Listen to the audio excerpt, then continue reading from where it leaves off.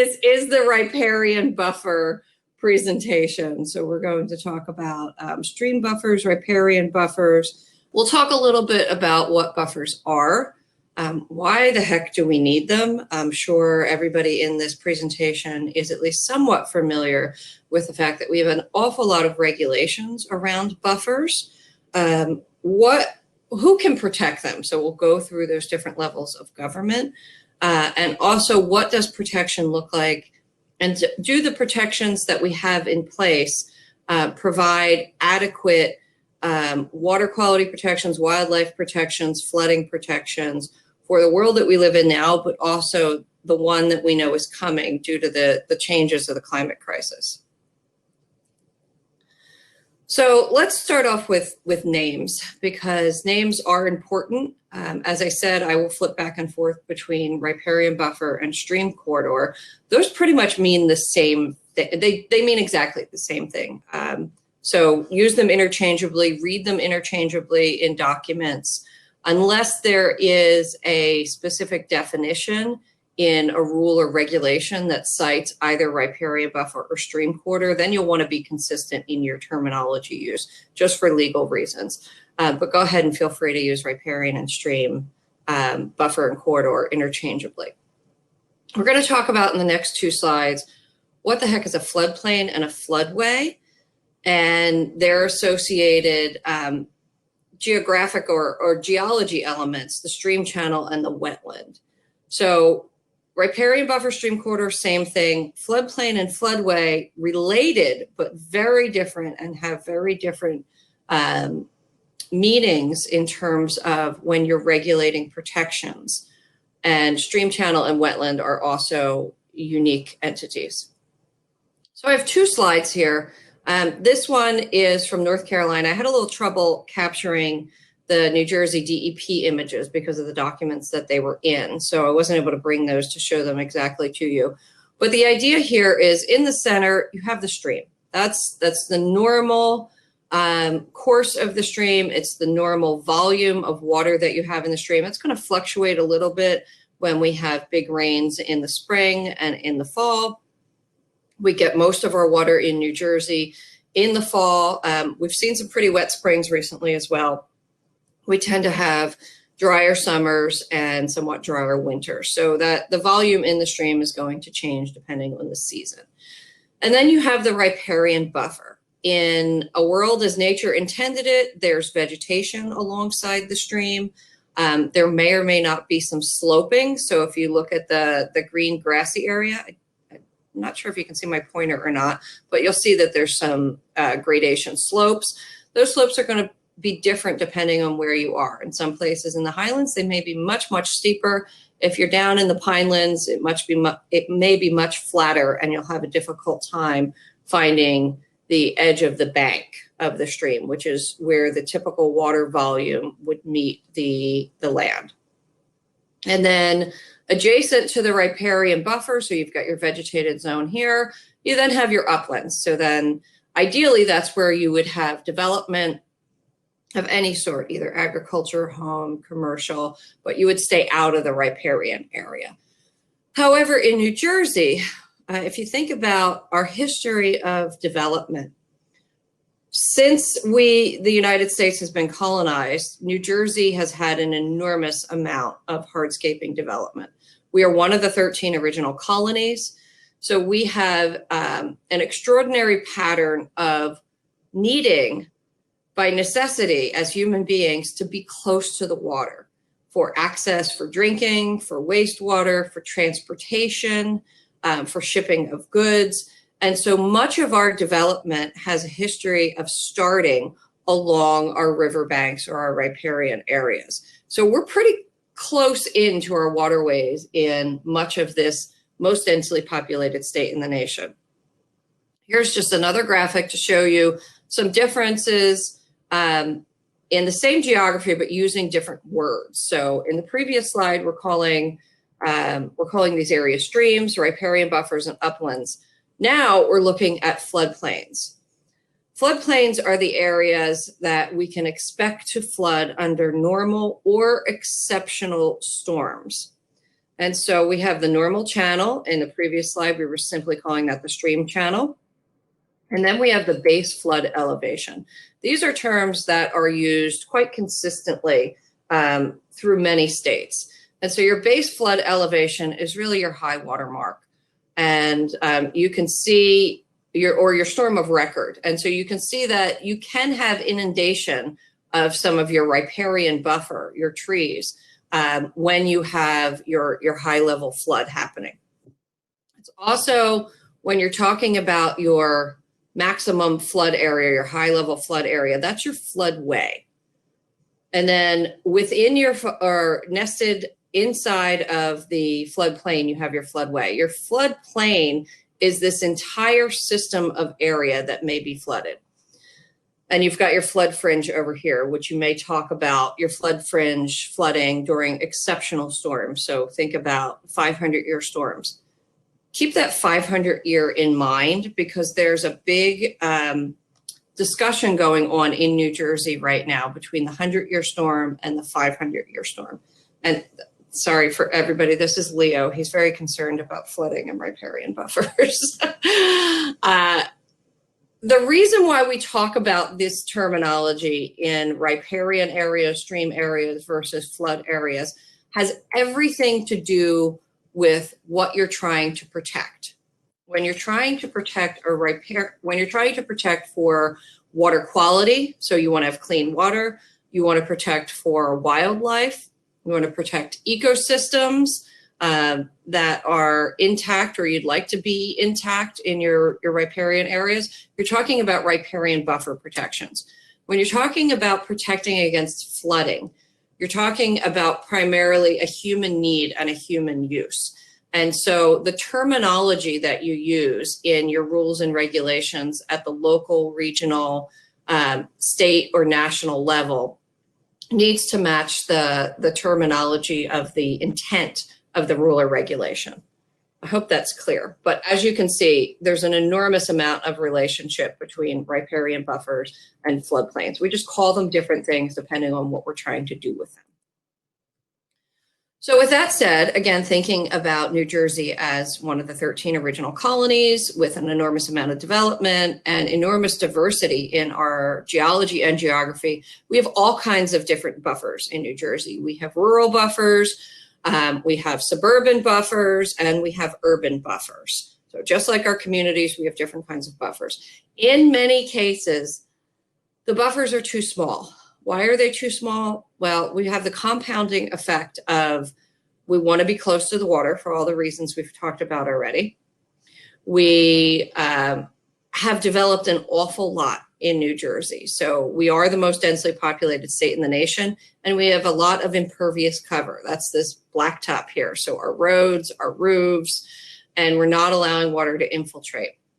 And then we have the compounding effect of the climate crisis. We're going to go through some of that data in a minute.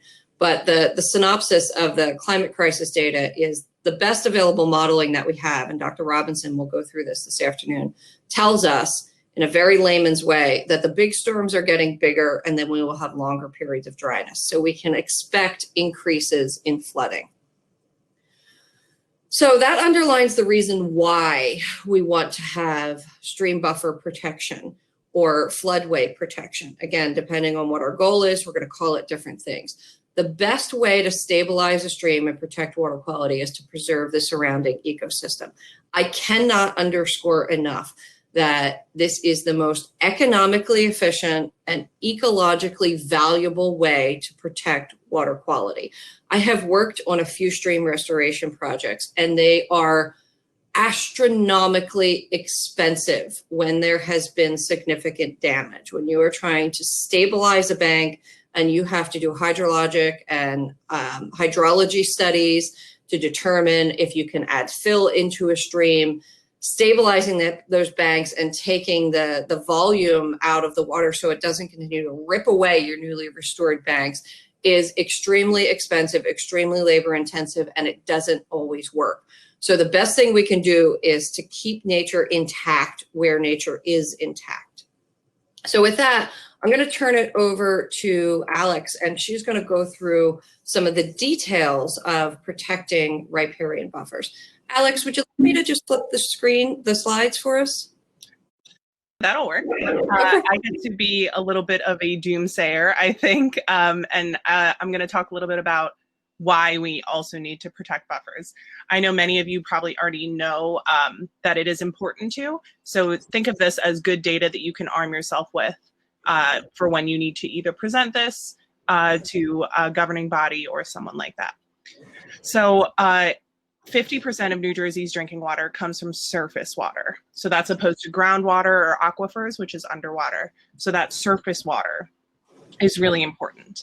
65% of the New Jersey Department of Environmental Protection's macroinvertebrate monitoring sites are moderately impaired. So it is a spectrum, severely impaired to not impaired. Moderately impaired is still very bad. And recreational activities such as fishing, canoeing, birding, swimming bring in millions of dollars in revenue each year. And I think one of the reasons that we all live in the Highlands, I live in the Highlands, I'm out in Clinton Township in Hunterdon, is because we enjoy those recreational activities so much, and we want to make sure that those water bodies are preserved. Great. And just jumping in, sorry to interrupt you, but macroinvertebrates are, I'm sure everybody on here knows that, but for the one person who might not, they're insect larvae that live on the stream bed, the bottom of our streams. And they're a really good indicator of water quality because they're living in the water. And by which macros are present versus which ones are not, we can get a good indication of how healthy the ecosystem and the water quality is over time. When you take a chemical sample, you're only getting data for that moment in time because the water's moving so fast. But if you're looking at who lives there, it gives you a good indication. Yes, very good. Thank you. Sorry about that. All right. So maintaining that biotic diversity. So what Jen was just talking about, those macroinvertebrates, not only those, but the rest of the food chain that lives above them. So that's another good reason people use macroinvertebrates, is they're kind of the bottom of the food chain. So those fish that feed on them, and then the birds that feed on the fish, et cetera, they're really good indicators. So maintaining that diversity will ensure that we're able to keep doing those recreational activities that I talked about. Helping to prevent flooding. I think we all have a flooding story here in New Jersey, at least one. I know I have more than one. Flooding is not only dangerous for human health, but it can cause extensive property damage, especially in New Jersey. Our insurance rates are incredibly high because we are at a high risk of flooding. Helping maintain adequate flows of filtered water to underground aquifers. So like I said, you know, we get 50% of our water from surface waters. The rest of that water is filtered through the ground and then is maintained as an aquifer of some kind. So making sure that that water is not only filtered adequately, but that we have enough of it to recharge those aquifers is important. So Jen always says, you know, we have problems in New Jersey with water. We either have too much or not enough. So making sure that we have those adequate flows of clean water is important. And providing greenway corridors for wildlife. That should be enough said, but especially in New Jersey where we're so built out and we have so much fringe habitat, having those buffers is so essential to wildlife.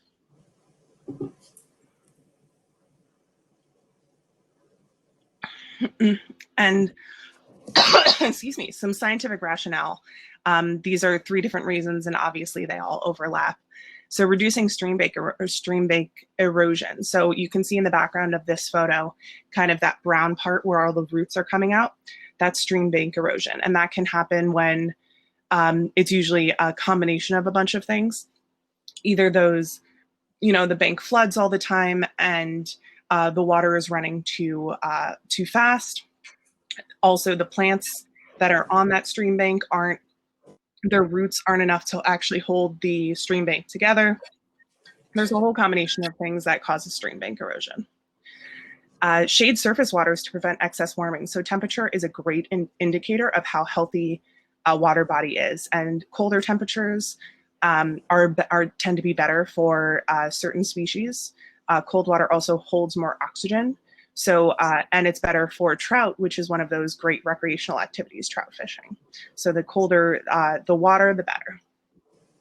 And removing sediment, nutrients, and pollutants. So especially with non-point stormwater runoff. After a storm, a lot of that water tends to just flow over land and then directly into a water body instead of being filtered through those plants, which provide those kind of natural filtration that removes those sediment nutrients and pollutants. And a little bit more doomsaying, our climate is changing. I don't know if you guys have heard about this thing called climate change, but it's happening, and it's happening now. And sadly, it is happening very much in New Jersey. You can see we are in the lovely 55%, the largest percentage on this map right here. 55% increase in heaviest precipitation events. So one of the ways our climate is changing is that we are getting extremely heavy precipitation events. We are also getting extreme drought events. So instead of having a nice bell curve where we have a lot of average rain events and not many of others, it's starting to spread out where we're actually seeing those extremes more often. And this is one of my favorite facts to cite because this happened to me at my previous house more than once. But on average, a homeowner can expect to endure at least one severe 100-year storm during the period of their 30-year mortgage. So a 100-year storm should sound pretty self-explanatory, but for those of you who don't know, statistically, it should happen once every 100 years. That's based on how much water there is. There are certain, on maps, you can see there's certain different kinds of floodplains. So there's, a 5-year storm floodplain, which is pretty small. The 100-year storm floodplain, which is bigger, and then the 500-year floodplain storm. You can't see my hands on my screen, but it's even bigger. So those shouldn't be happening as frequently as they are, but they are. So they're happening about 3 times the rate, which means that during one 30-year mortgage, a homeowner can expect a flood like that. And I personally remember my father during Hurricane Floyd having to carry us out of our house because the water was so high. So I think, once again, we all have flooding stories. 2018 was the wettest year on record in New Jersey. And January of 2020, which feels like it was forever ago, but was actually not, was the warmest January on record in New Jersey. We are having more of these extreme weather events because of climate change.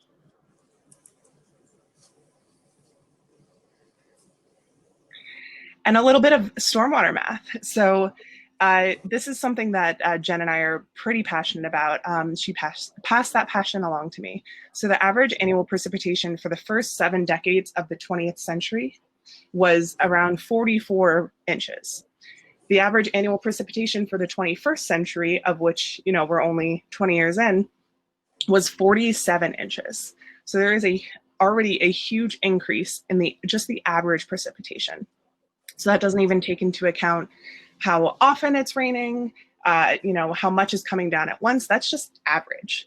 So that precipitation increase is almost 3.5 inches, which if you calculate that out, is 526, almost 527 billion more gallons per year in New Jersey. And like I said, I'm definitely feeling the effects, and I'm sure you all are too.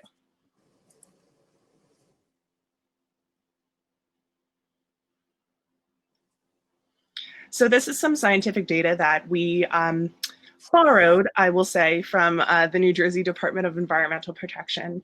They have some monitoring sites that are in southern New York and northern New Jersey. And I'm just going to read off some of these facts. So there has been a 3.5 degrees Fahrenheit increase in annual average temperature in New Jersey since 1895. So that's just in the last around 100 years.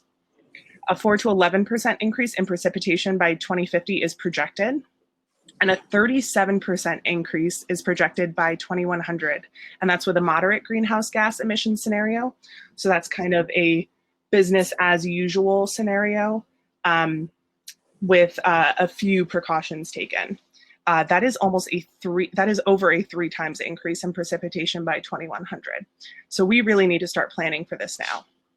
And the 100-year floodplain that I talked about, kind of that smaller one, is predicted to move out to a 500-year floodplain by 2050. So like I said, we're going to start seeing more of those flooding events, and we're going to see them happen bigger, and we're going to get more and more rain by the year 2050.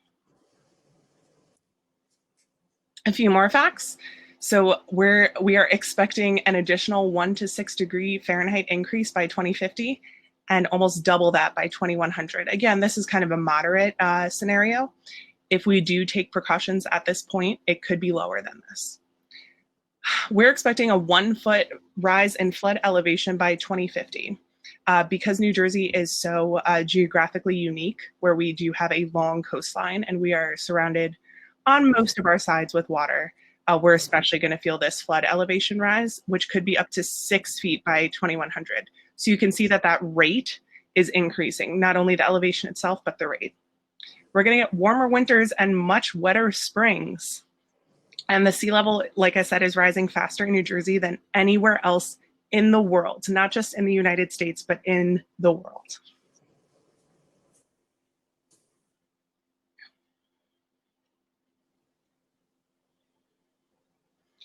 And finally, just a final note from me and from Jen, we are not lawyers.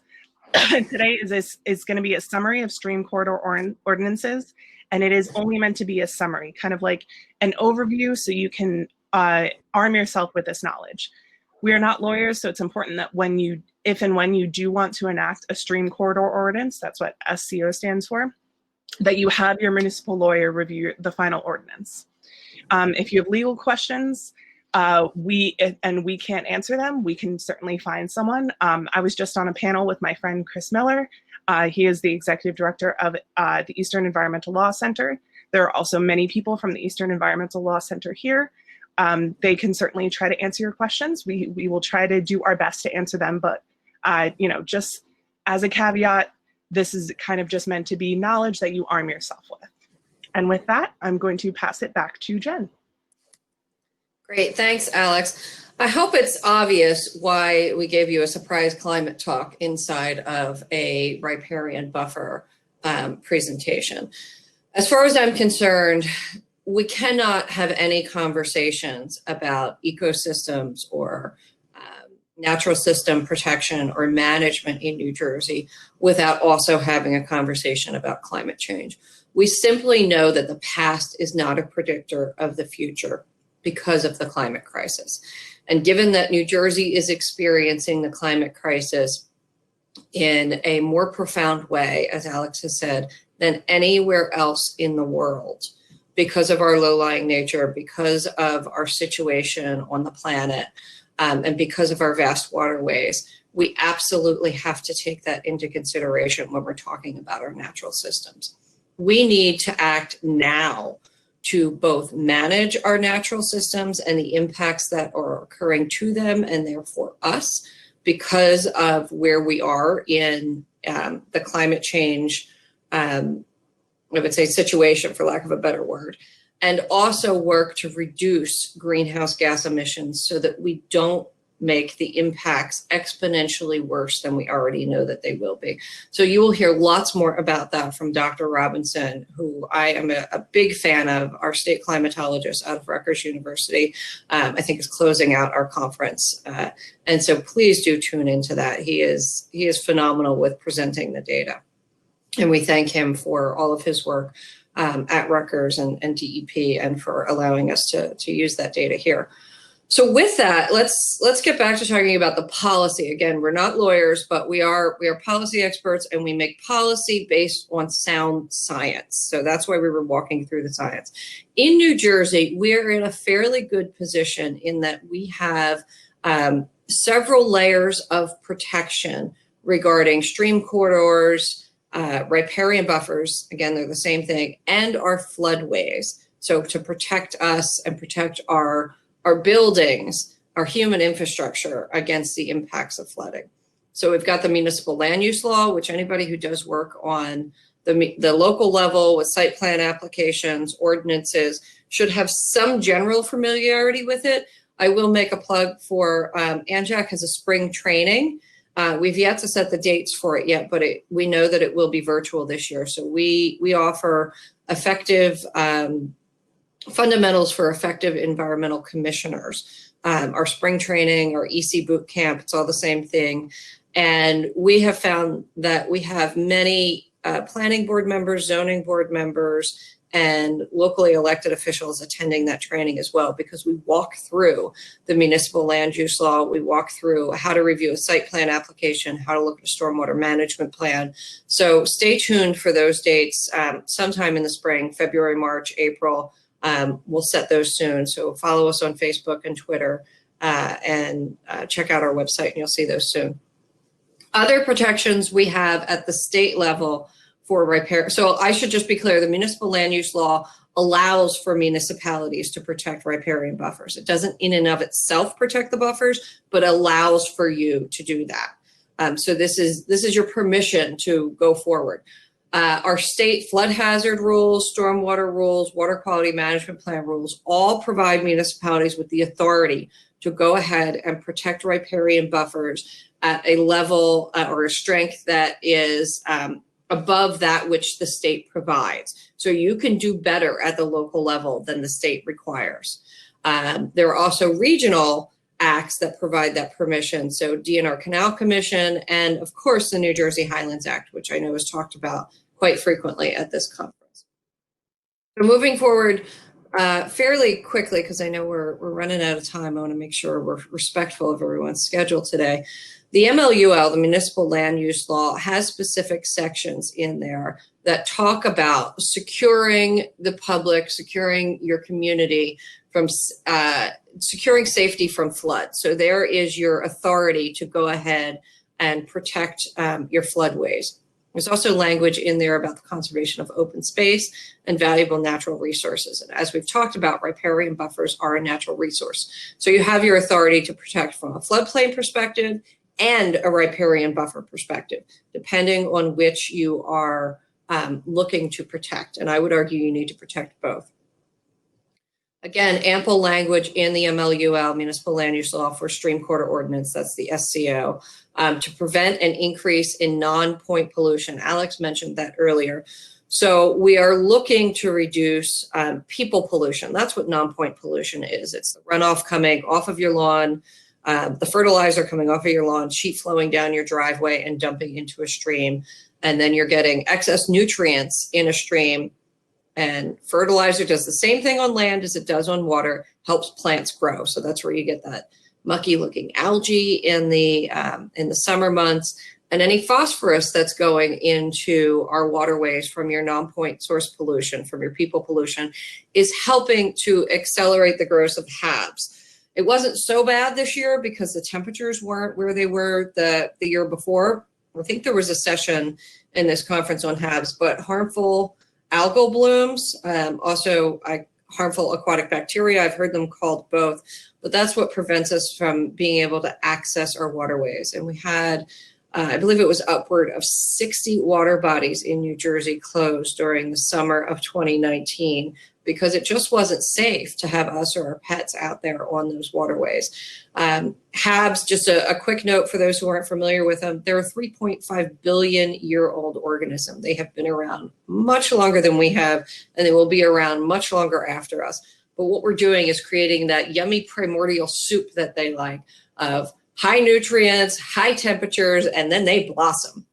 So looking to reduce that non-point source pollution by having a big, fat, vegetated riparian buffer that can take those nutrients out of the water, out of the runoff before they reach your water bodies is critical to stopping HABs or HAB blooms. Lots of authority in the flood hazard regulations for stream corridor ordinance. It's specifically called out that municipalities are allowed to adopt more restrictive requirements in the flood hazard area regulations. Municipalities can do better. This is the Delaware River and Route 29. So for any of you who do or used to do work in Trenton, you're familiar that when there's a big rain, don't go via Route 29 because you can't get there. There have been instances where the State House, the DEP, other buildings have had to close down because the Delaware popped the bank and are spilling out into the roadways in Trenton. Quick note about FEMA. What is FEMA? Why isn't FEMA just good enough to protect? Why can't we just move on because we all have FEMA? FEMA is an insurance program. It is there to help people rebuild their homes when they've been flooded out.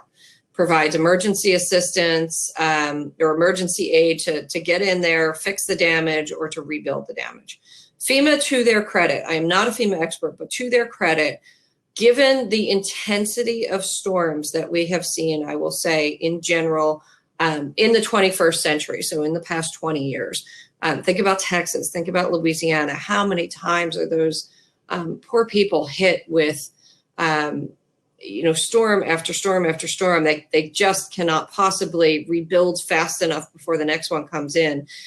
Think about the increasing frequency that we're starting to see storms as far up the coast as we are in New Jersey. FEMA has started to adopt some regulations about moving out of floodplains. But FEMA is an insurance program. They're not there to tell you necessarily where to build and where not to build.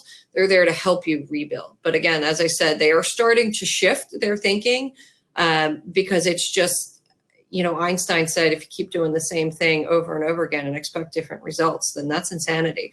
And so FEMA is starting to realize that there's some insanity in to keep rebuilding where we flooded out. So they are shifting, but they're not nearly as protective as they need to be, given the monumental impacts of the climate crisis that we're seeing coming towards us.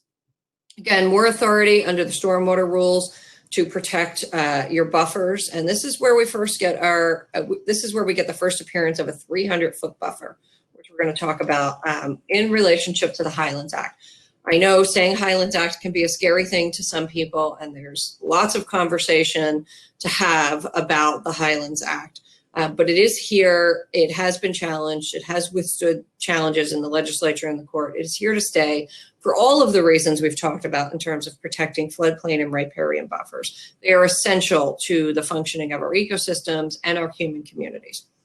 What the Highlands Open Waters provision of the Act does is provide for a minimum 300-foot wide buffer as measured from the edge of the discernible bank. So you remember that first slide that we showed, the discernible bank, where the landscape starts to ramp up. So you're protecting from the edge of the discernible bank of the Highlands Open Water feature, or from the center line where no discernible bank exists. So if your stream and the adjacent land is fairly flat, you don't have a lot of topography, it might be difficult to find the edge of the bank. And so that's when you're going to measure from the center line of a stream. I will just put in my own personal warning to be careful when you're measuring from the center line of any water body, because if you're talking about a lake or a pond and you're measuring a buffer that's say 150 feet from the center line of a lake or a pond, you could still be standing in the water at that point in time. So make sure you think about what your measurements are. I'm not going to walk through all the details here because I know we're pressed for time here, but there's incredible mapping that you have and access to that mapping through the Highlands Council and through their fantastic website. Lisa Plevin and her staff do a tremendous job of providing you with enormous amounts of information so that you can see, you don't have to do the mapping for yourself. You can see what buffers are protected through the Highlands Act. There's also specific language in the Highlands. Again, I'm going to save you and not read these definitions, but understand that there is a definition in the Highlands Act that applies to all communities who have come into conformance in the planning or preservation area. A Highlands open water is essentially all waters in the Highlands. So with the exception of a swimming pool, that's not a natural water body. Pretty much all natural water bodies are regulated under the Highlands. And the Highlands Open Water Buffer is the element that applies the 300-foot protection to all of those water bodies. So you're fairly well protected already in the Highlands. One note about potential development, or I would say expansion of development or redevelopment. So again, we are one of the oldest states in the country. We have a lot of development along our waterways. Sometimes there are impairments to those developments, or somebody who owns, a home or a business wants to do some expansion. So if a municipality would like to allow for some redevelopment for a home that's been damaged for whatever reason, or a business that has been damaged, or they want to do some expansion of that home or business, the municipality must adopt I'm talking about the second bullet here on my screen, a stream corridor ordinance, and implement a stream corridor restoration plan. Now, what is this? So we already said, going back to the first bullet here, everyone in the planning and protection area that is in conformance is adopting the Highlands Open Water Protection Buffer Standard. That's your 300-foot buffer. However, if you want to do some development or redevelopment inside of a stream corridor, so inside that 300-foot buffer, then you have to implement a stream corridor restoration plan. This means if you're developing and taking up some of the riparian buffer, you're cutting down some trees, taking out some vegetation, putting in some impervious cover, you have to conduct what is called a functional value assessment. So it determines the flood capacity storage, the ecological value of the area that you're developing, and then you have to give that somewhere else, either in a wider buffer, so greater than 300 feet, or do some additional plantings, put in some trees, put in some meadows, put in some understory brush that will help make up for the fact that you've done damage in the riparian buffer. So it's a balancing act. And that's a really important point for municipalities to know in the Highlands. And I do believe that many municipalities have adopted the stream corridor restoration plan, and their engineers are pretty familiar with the functional value assessment. That's also a mathematical equation that is laid out in our flood hazard rules. So there is a process that's established for that. I realize it's 11:01, so I hope people can hang on for maybe 5 more minutes with us. I'll go through this very quickly. Jen, No. you have until 10 after. You're good. Oh, I have till 10 after. Wonderful. Actually, I think 20 after. Oh, I think you're right. It started at 10. Mm-hmm. Oh, very good. Excellent. So this is a warning. We talked about all the many protections that we have at the national, state, regional level. It may not be good enough. And Alex walked through all of the myriad of reasons why it may not be good enough. There are impacts that we have in New Jersey now from climate change. We are experiencing them right now with the warmest months out of the year, with the wettest months out of the year, with the bigger storms than we've ever seen, with 100-year storms coming much more frequently, with the increase in precipitation pushing our 100-year storm buffer to where our current 500-year storm buffer is now. And so because those impacts are escalating, the current protections we have in place may not be good enough. They may need to be expanded. One thing that you have going for you in with New Jersey's Northwest Rivers is that you have some topography, so you have some height. Other areas of the state, think about our coast, think about our pinelands, they are extraordinarily flat. They are at or very near sea level. So they do not have, they don't have the landscape working with them. You do have the landscape working with you generally in the Northwest region and in the Highlands. So that's a bonus, but keep your eyes out. There is data that is going to be coming forward because it has high confidence levels now from Rutgers, from the state of New Jersey, from the state of New York, from multiple universities, from Climate Central organizations. And we are likely going to have to adopt revisions in our floodplain and riparian buffers at the state level, as well as the local level. The great thing about GIS is, I don't have the reference in here, but if you want to jot it down, or maybe we can put it in the chat, NJ Flood Mapper. NJ Flood Mapper is a phenomenal tool for you to go ahead and look up your address or look up the address of the site plan that you're reviewing, and to look at where the projected floodplains are going to be in X number of years. Right now, we have high confidence in data that projects us out to about 2050. The data that goes out to 2100 gets a little less, it gets a little more sketchy because we have so much ability to influence the way our systems are reacting, our natural systems, by the amount of greenhouse gases we continue or don't continue to put out into the air. I hope that that makes sense. But we're looking right now pretty confidently at the data through 2050. And anybody who's looking to buy a home with a traditional 30-year mortgage, that's inside of the life of that mortgage. So we should really be concerned about where we're continuing to develop or put new development. So a quick run through of this sketch, Municipal Land Use Framework. We go over this system in detail at our spring training, our fundamentals for effective environmental commissions. Again, tune into ANJEC's website and our social media for when we announce our spring training.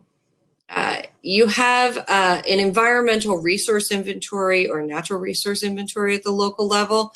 That should be over here before this first arrow, but clearly my schematics got a little screwed up.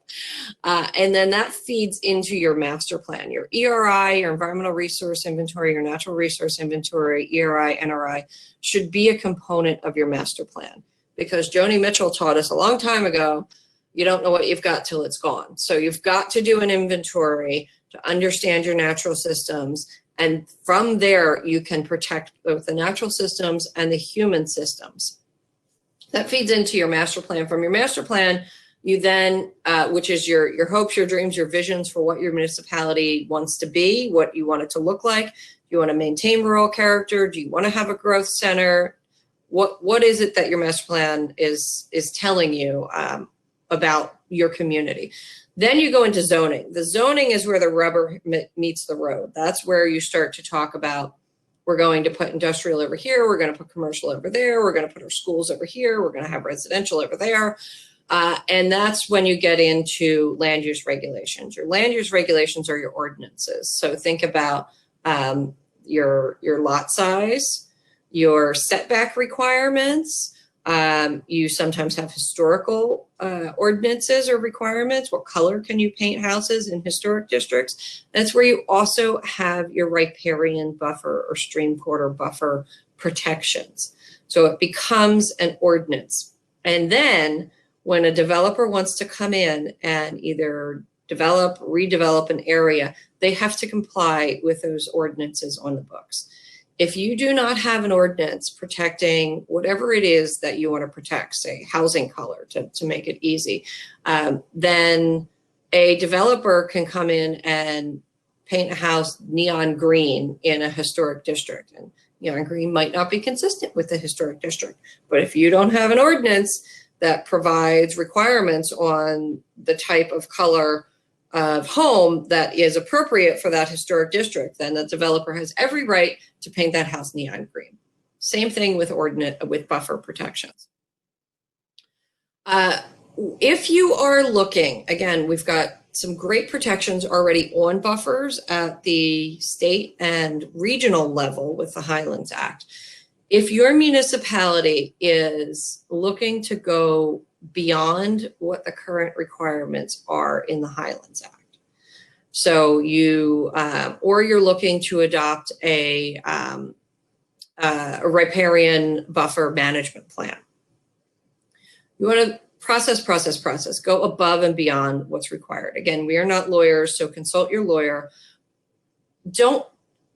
We are fans of having a more open public process, because I truly believe and have witnessed that when the public is heard, even if there are individuals who disagree with the final decision, if there's a process where they are heard and genuinely engaged, then it helps to facilitate community unity and get you better compliance with the ordinance in the long run.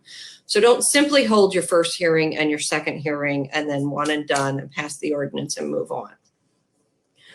Have some community sessions, have some charrettes, have somebody who is experienced in facilitating, because sometimes these meetings can get heated. Have someone who's experienced in facilitating community meetings to hear from people about, where are you experiencing flooding? What would you like to see happen in association with that flooding? What are some ideas from the community to reduce that flooding? And then put forward the concepts that you have about additional plantings, maybe applying for some grants, putting in some ordinance protection. So make it a community conversation. Many of us have virtual access now. And so it's easier in some ways than it has ever been to be able to gather virtually. But certainly if you're able to do these meetings in person safely at some point in time, we encourage doing them in person as well. And we could give you, recommendations on folks that could help facilitate community meetings. These are just basics of an ordinance. Most people on this session probably know this. An ordinance has a certain structure to it. You're not writing the next great American novel. You're filling in these sections: the purpose, definition, what can you do, what can't you do, where are you allowed to do it, and then what happens to you if you violate the ordinance. So what kind of enforcement measures are there? There's fines. Not a huge fan of fines in ordinances. I think they have to be in there as a low bar.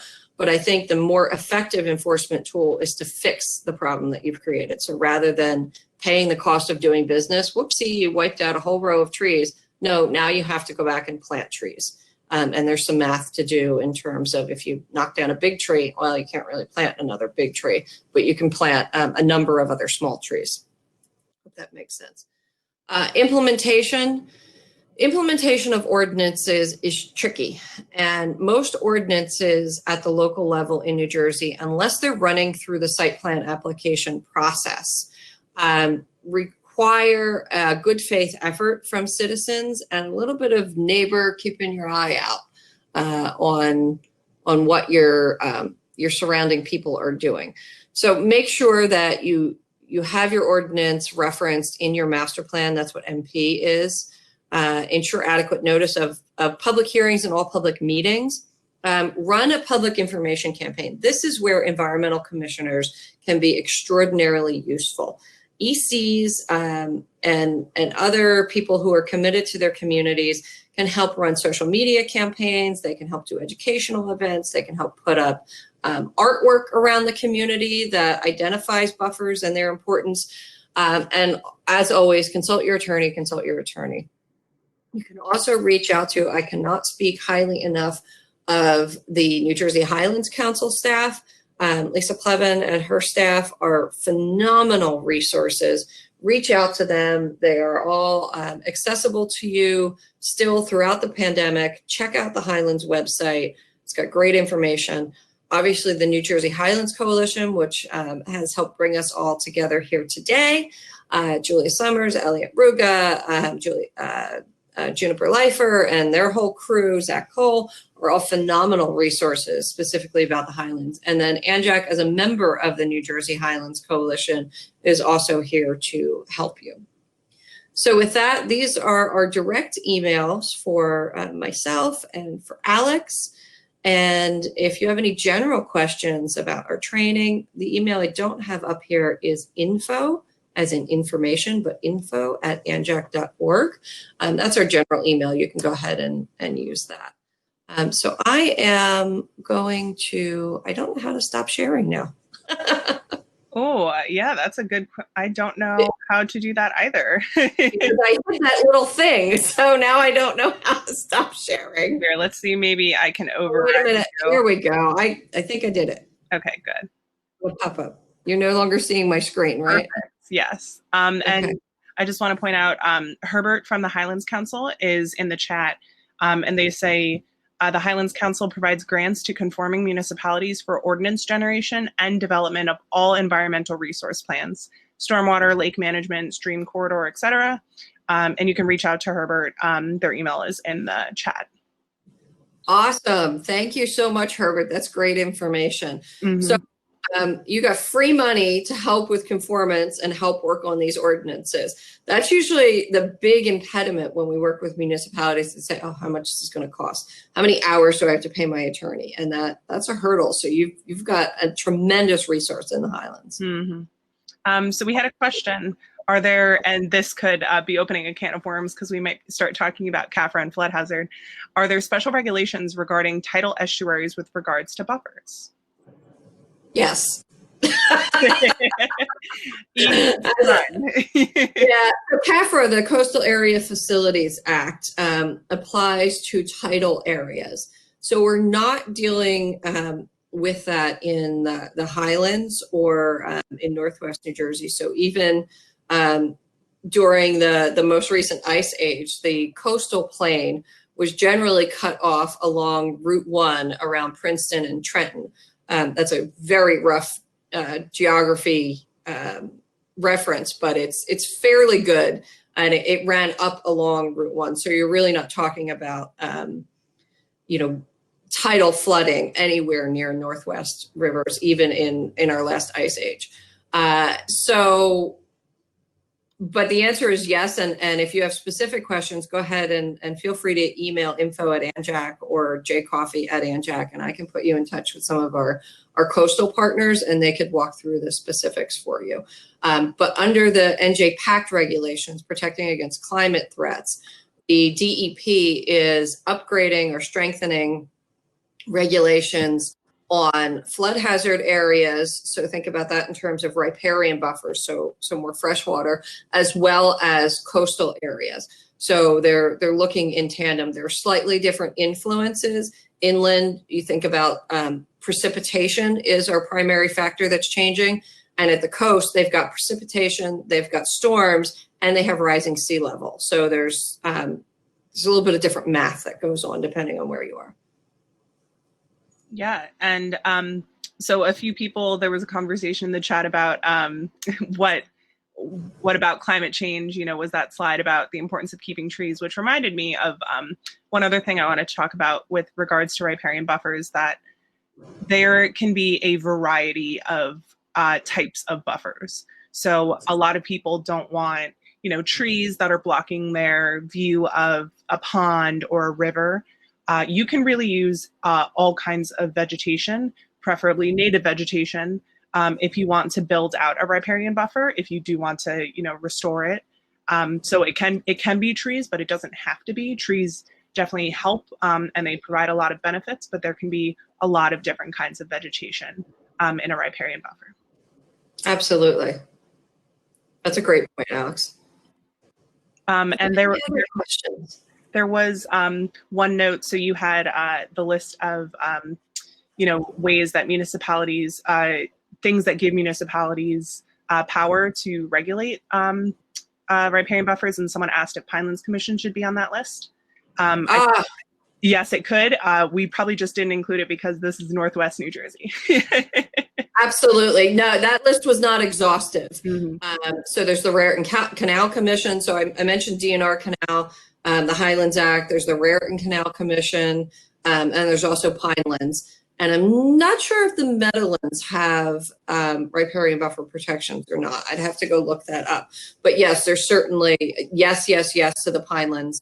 And there's something called a Pinelands designated stream that provides a 300-foot buffer, and that's recognized at the state level as well. Yes, and Kathy says the challenge is maintaining native vegetation that the deer won't decimate. Absolutely. Deer management is one of my personal topics that I'm very interested in. And yes, the white-tailed deer population in New Jersey is absurdly overrated. Deer are decimating saplings, and they won't eat a lot of the non-native invasive species, which can lead to a lot of that overtaking native vegetation, which is why Jen did mention in the beginning the best way to maintain these riparian buffers is to try to maintain existing ecology. So trying to maintain that native ecology where it is, instead of, taking everything out and then trying to replant it. It's really, trying not to do it in the first place is easier said than done, but it truly is the best way to maintain that. Yeah, that's absolutely right. And that's why it's so discouraging when I look at a site plan application and I see a proposal to wipe out a established treed area and then to simply recreate a treed area adjacent to the area that's proposed for disturbance, because I'm all too familiar with the real world problems of deer and geese. I worked on a restoration of a 1.25, 1.25 acre of riparian buffer restoration. And normally the Canada geese would not enter a fenced in area because they like to land on the outside and walk up. But this area was so large that they felt perfectly comfortable with flying in and eating lunch in a restoration area. So we had to put up stakes everywhere and then around it. It looked like a crazy hot mess by the time I got done with it. But the reflective tape made the geese jump back and they wouldn't land in the area. So it just looked crazy for 2 years while it was growing. And then once it was established well enough, we were able to yank out the crazy reflective tape and pull up the fence. But that's just 1.25 acres in one spot, in one municipality, in one park. Keeping what we have is the most important thing we could possibly do. Okay, we're at 11:20. I don't know if there's any more questions. Maybe we could squeeze in one more if there is. But otherwise, we'll set you free. Yeah, and then so while we're waiting to see if anyone has any more questions, just a reminder after this, proceed to the main stage. And I believe we're going to have our keynote by our state climatologist, Dr. Robinson. Wonderful. That's a good reminder. And again, Dr. Robinson is phenomenal in presenting this data. He scares the bejesus out of me a little bit every time I hear him, but I know that there's so much we can do now to both mitigate as well as keep it from getting worse. So please do tune into his session. I'm looking forward to hearing it again. Great. And with that, Thank you for being with us, everybody. Thank you, everyone.